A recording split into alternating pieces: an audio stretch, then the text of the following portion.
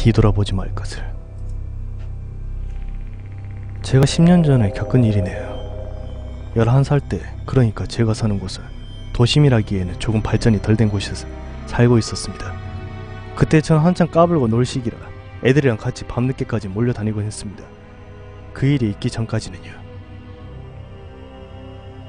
그날도 밤늦게까지 총싸움, 그러니까 10년 전만 해도 애들 비비탄 총 가지고 놀고 막 그랬습니다. 아무튼 그런 총싸움을 하고 놀다가 애들하고 각각 헤어지고 나서 집에 가는 길이었습니다. 그날도 어김없이 집에 가는데 저의 집에 가려면 반드시 거쳐야 하는 게 있었는데 그건 바로 엄청난 높이의 내리막길이었습니다. 그림은 못 그렸지만 한번 그려봤습니다.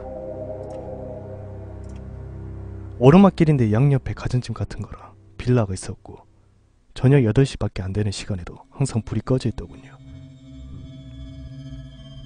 아무도 안 살았을 거라고 생각됩니다.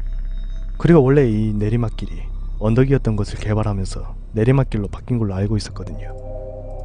하여튼 이랬습니다. 그렇게 그날도 집에 가는데 내리막길을 터벅터벅 천천히 내려가고 있었습니다. 근데 그날따라 한여름인데도 춥고 바람도 조금씩 불고 무엇보다도 달이 일찍 떴더라고요. 그래서 추워서 빨리 들어가야겠다고 생각해서 가고 있는데 저 내리막길 밑에서 뭔가 올라오는 게 보이더군요.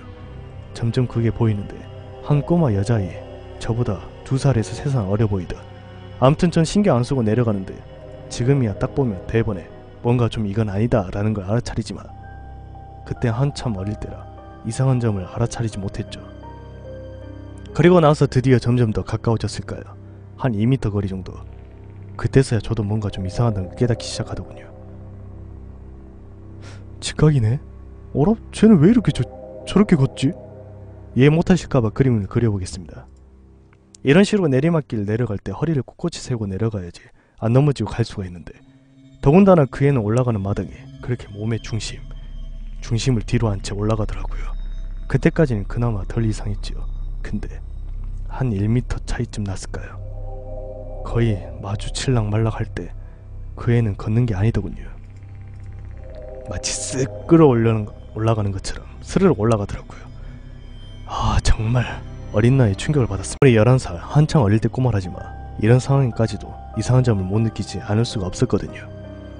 전 그대로 얼어붙었습니다. 저도 모르게 떨리더라고요. 덜덜덜덜. 그렇게 무서워서 한 발짝도 못 떼고 가만히 한 10분 정도 있었는데 그때서야 전 그게 귀신이라고 알았습니다.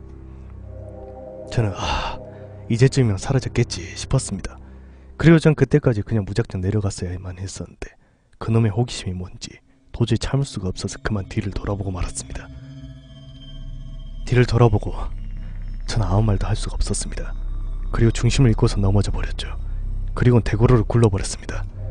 그때 제가 본가 그 여자애가 다시 내리막길 맨 위로 올라가던 그 자세, 그대로 뒤도 안 돌아본 채로 스르르 내려오고 있었기 때문이죠. 그 여자의 머리통을 보자마자 저는 앞서 말한 것처럼 놀라서 중심을 잃은 채 넘어져 대굴대굴 굴러 떨어졌죠. 그리고는 기절한 듯 했습니다. 눈을 떠보니 병원이더라고요. 그래서 어머니께 어떻게 된 거냐고 물어보니 어머니랑 친한 친구분께서 우리 집에 놀러 오셨다가 돌아가시는 길에 절 발견하셨다고 하더라고요. 친구분이랑 집이 가까워서 자주 왕래도 하셨거든요. 아무튼 전 그 이야기를 듣자마자 울면서 엄마 그랬습니다. 지금 생각해봐도 참 무섭습니다. 지금은 그 내리막길이 있는 동네에서 살지 않습니다. 도시로 이사했기 때문에. 그리고 그 내리막길도 이미 사라지고 없더군요. 재개발한다고 해서 벌써 건물이 들어서 버려서 말이죠.